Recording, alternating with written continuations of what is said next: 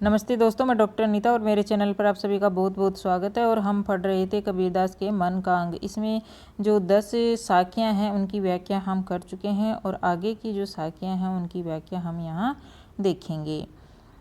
तो इसमें अगली साखी है, एक जय दोसत हम किया जिस गली लाल कबाई, सब जग धोई धोई धोबी धोई मरे तो भी रंग न जाई।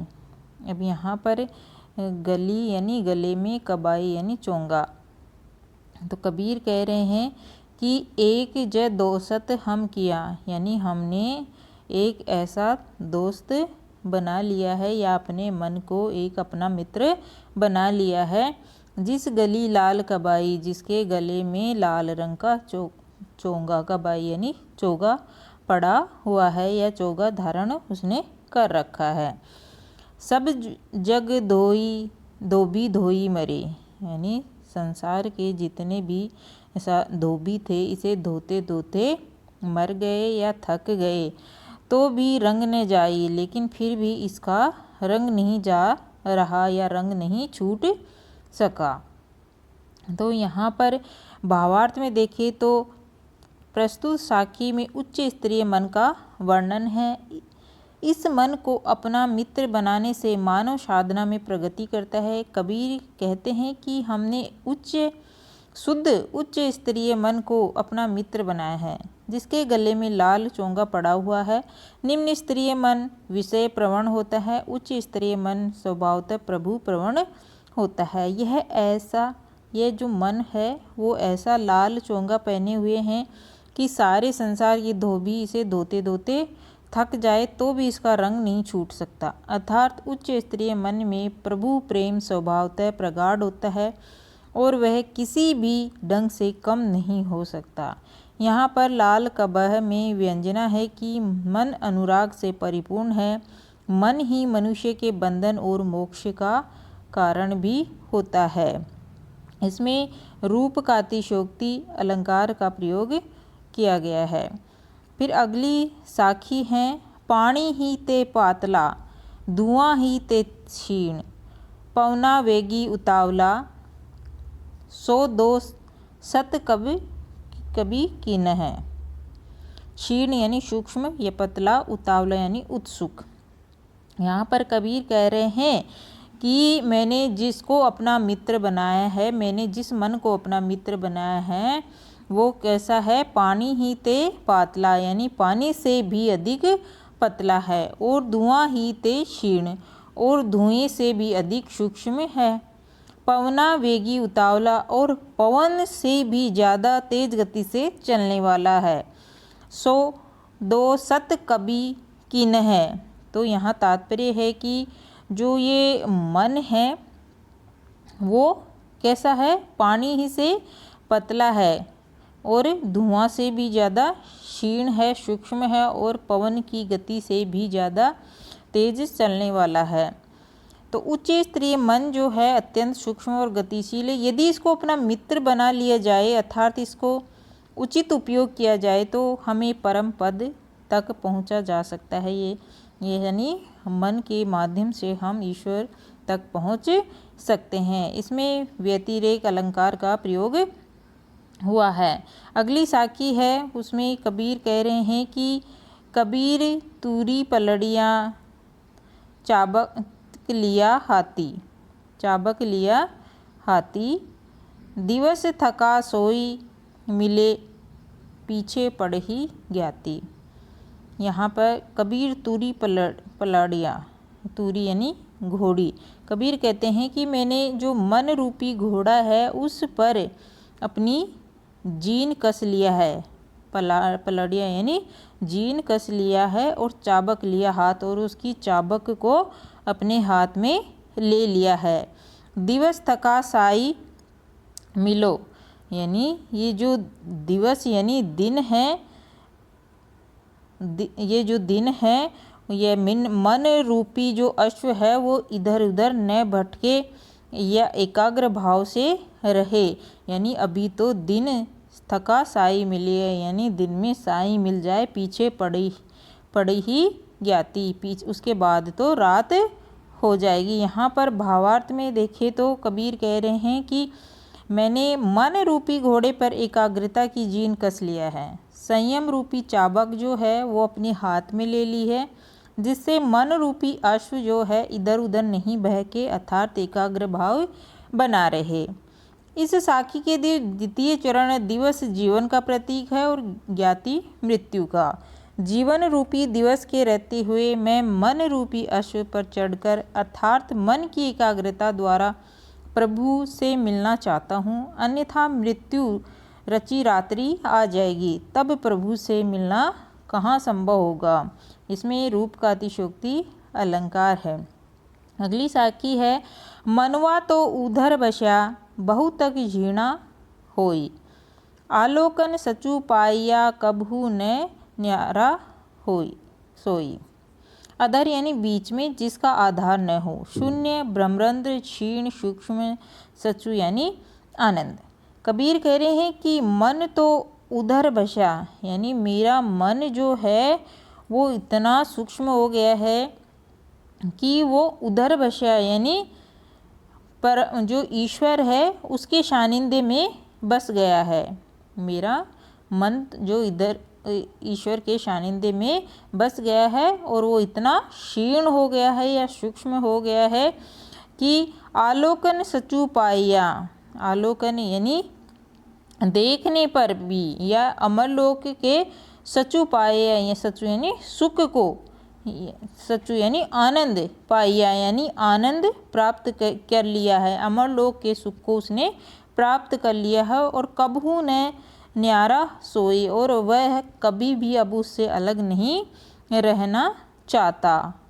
यहाँ भावार्थ में कबीरदास कहते हैं कि मेरा मन बहुत सूक्ष्म हो गया है, अर्थात मन परम प्रिय ईश्वर को सानिध्य में बस गया है, ब्रह्मरंध्र अथवा शून्य में स्थिति हो गई है। यह अपनी विकृतियों को छोड़कर पारदर्शी वस्त्र की तरह स्वच्छ और पवित्र हो गया है, अर्थात इसने अमरलोक के सुख को प्राप्त कर लिया है। इसे उस परम प्रिय के देखते ही सुख मिल गया था, अब वह कभी भी उस परम पद से पृथक नहीं हो सकता है। अब यह कभी भी अकेला रहता या सोता नहीं है। यहाँ आलोकत सचु पाया में से अभिप्राय है कि प्रभु के दर्शन से इसे सुख प्राप्त हो गया है, और इसमें मानवीकरण अलंकार का प्रयोग हुआ है। अगली साखी है, मन न मार था मन करी सके न पंच प्रहारी, शीला साध श्रद्धा नहीं इंद्री अजहू उघारी। मन करी यानी एकाग्र चित होकर के, पंच यानी जो पांच ज्ञानेंद्रियां हैं हमारी, काम क्रोध मद मोह लोभ, और उघारी यानी खुली हुई है। तो कबीर कह रहे हैं कि मन ने मार था मन करी यानी मनुष्य मानव जो है वो एकाग्रचित होकर, मन करी यानी एकाग्रचित होकर या दत्त चित्त होकर के मन की अभी तक अपने आप को वश में नहीं कर सका है, और उसकी जो चंचलता है उसको दूर नहीं कर सका है। पंच प्रहारी और जो पांचों ज्ञानेंद्रियां हैं यानी काम क्रोध मद लोभ और मोह, इन पांच ज्ञानेंद्रियों या जो ये पांच जो शत्रुओं पर प्रहार भी नहीं कर सका है या इनको नियंत्रित नहीं कर सका है। इसलिए उसमें शीला साध श्रद्धा नहीं, उसमें शील साध यानी सत्य और श्रद्धा यानी श्रद्धा के भाव नहीं जाग सकते। इंद्री अजहू उघाड़ी, इसलिए उसकी जो इंद्रियां हैं वो अभी भी उघड़ी हुई है या खुली हुई है, ये कह दो कि अनियंत्रित है, अभी भी उसकी इंद्रियां उसके नियंत्रण में नहीं है। कबीर कह रहे हैं कि मनुष्य ने पूर्ण दत्तचित होकर मन की अभी तक अपने वश में नहीं किया है, उसकी चंचलता को दूर न कर सका, और पांचों ज्ञानेंद्रियां काम क्रोध लोभ मद मोह इन पांच शत्रुओं पर प्रहार न कर सका, अर्थात इनको नियंत्रित न कर सका। इसलिए उसमें शील सत्य श्रद्धा के भाव भी नहीं जाग सके, और उसकी इंद्रियां अभी तक विषयों की ओर उघड़ी हुई खुली हुई या अनियंत्रित है। इसमें रूप का अतिशयोक्ति अलंकार है। अगली साखी है, कबीर मन बिकरे पड़या, गया स्वाद के साथी, गल का खाया बरजता, अब क्यों आवे हाथी। बिकरे यानी विकार में या विकारग्रस्त, गलाक यानी गले तक, बरजता यानी मन करने पर। कबीर कह रहे हैं कि कबीर मन बिकरे पड़या, कि जो मन है वो बिखरे पड़े यानी विकारग्रस्त हो गया है। गया स्वाद के साथी, और वह ऐसे उपभोग के कामनाओं के साथ फंस गया है।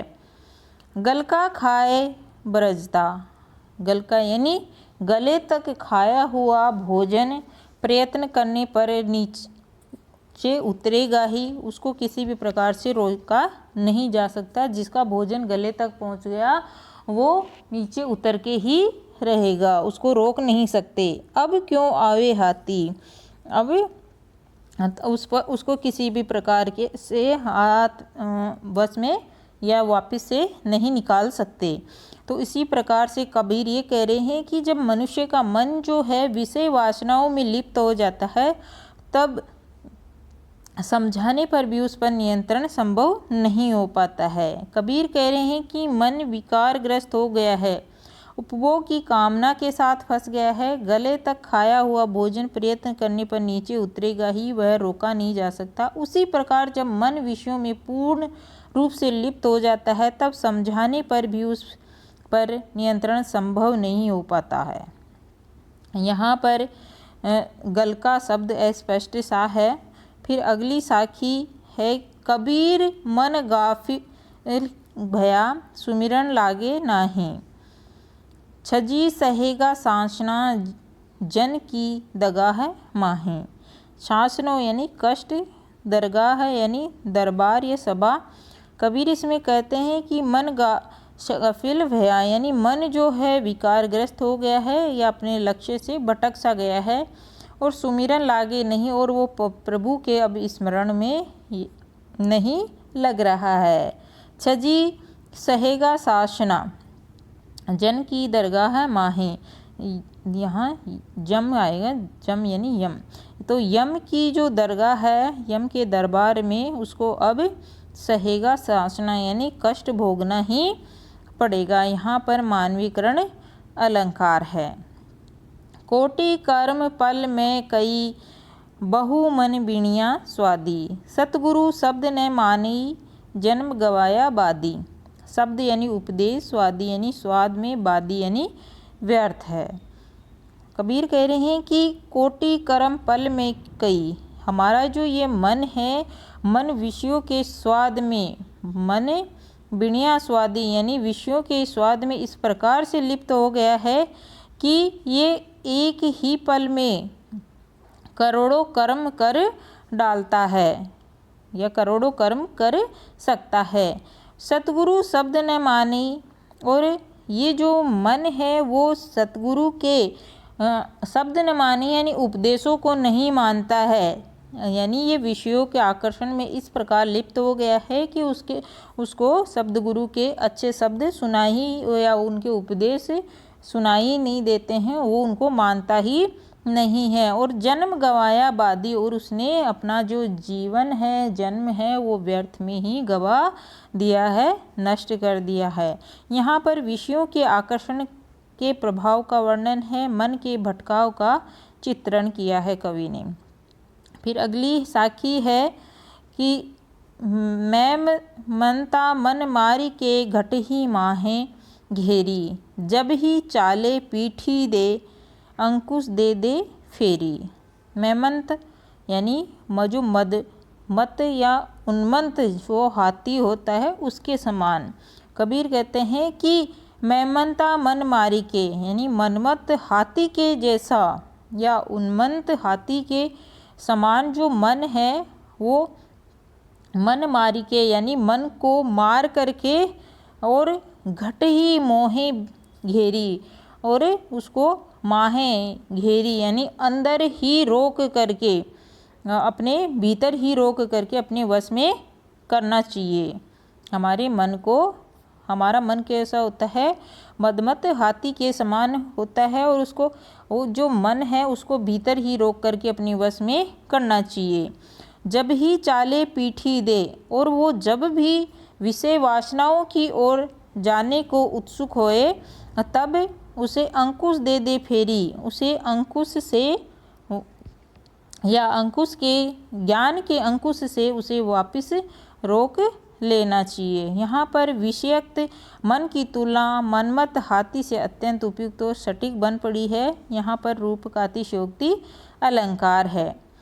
फिर अगली साखी में कबीर कह रहे हैं कि मैमनता मन मारी के नानहा करी करी पीसी, तब सुख पावे सुंदरी ब्रह्म झलके सोसी। नानहा यानी सूक्ष्म या छोटा, पीसी यानी पीस कर, सुंदरी यानी जीवात्मा या साधक, सीसी यानी ब्रह्मरंध्र।